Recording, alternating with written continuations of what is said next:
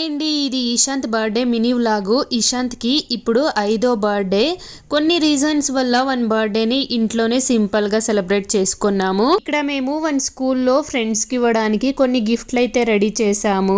And birthday రోజు morning Ishant కి నూనె పెట్టి తలస్నానం చేపించి కొత్త బట్టలేసి వానికి ఇష్టమైన సేమియా పాయసం చేశాను. అండ్ వానికి ఆరతి ఇచ్చి ఇద్దరు బ్లెస్సింగ్స్ ఇచ్చాము. వన్ బర్త్డే రోజు మార్నింగ్ ఈ ప్రొసీజర్ అయితే మిస్ చేయను, ప్రతిసారి చేస్తాను.